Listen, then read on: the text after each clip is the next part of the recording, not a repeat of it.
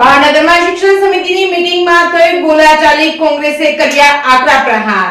ભાવનગર શિક્ષણ સમિતિની મીટિંગ થઈ હતી, જેમાં કોંગ્રેસ શહેર પ્રમુખ પ્રકાશ વાઘાણીએ કહ્યું હતું કે સરકારી શાળાઓમાં શિક્ષકો અને શિક્ષણના અભાવે વાલીઓને ખાનગી શાળાઓમાં ભણતર માટે પોતાના બાળકોને મૂકવા પડે છે। વર્ગમાં વિદ્યાર્થીઓની સંખ્યા ઓછી થવાથી શિક્ષકો ફાજલ પડે છે। તેમ છતાંય ભાજપ પ્રેરિત શિક્ષણ સમિતિ દ્વારા ભણતરની ગુણવત્તા માટે કોઈ કડક પગલાં લેવામાં નથી આવતા, જેને લઈને મીટિંગમાં ઉગ્ર બોલાચાલી થઈ હતી। વળતા જવાબમાં શિક્ષણ સમિતિના પ્રમુખ ભાન ભૂલ્યા હતા અને કહ્યું હતું કે આવા હરામી કામો, નાલાયક કામો કોંગ્રેસ નહીં કરે તો કોણ કરશે? હવે જોવાનું એ રહ્યું કે સરકારમાં આ મીટિંગના શું પડઘા પડે છે।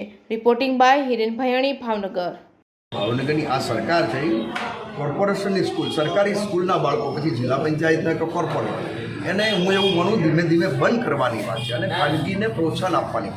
CET ટેસ્ટ આવે છે જે સરકારે બહાર પડી છે, ધોરણ 5 અને 8ના વિદ્યાર્થી દઈ એમાં મેરિટ આવે તો વિદ્યાર્થીને ખાનગી સ્કૂલમાં જવું હોય તેને વર્ષે 20,000 રૂપિયા સરકાર આપે છે। હોસ્ટેલ સ્કૂલ કે સૈનિક સ્કૂલમાં જવું તેનો ખર્ચો સરકાર ઉપાડે છે। એનો મતલબ સ્પષ્ટ થાય છે, સરકારી સ્કૂલમાં રહેવું તેનો 5,000। શા માટે ભાઈ? સરકારી સ્કૂલમાં રહીને 20,000 તમે આપો ને તો સરકારી સ્કૂલને પ્રોત્સાહન મળશે। એનો મતલબ દર વર્ષે આ વર્ષે ભાવનગરમાંથી 2 ક્લાસના વિદ્યાર્થીઓ ખાનગી સ્કૂલમાં ગયા, હવે એના શિક્ષકો ફાજલ બનશે અને વિદ્યાર્થી ધીમે ધીમે મને એવું લાગે સરકારી સ્કૂલ બંધ થશે અને બધાએ ખાનગી તરફ વળશે।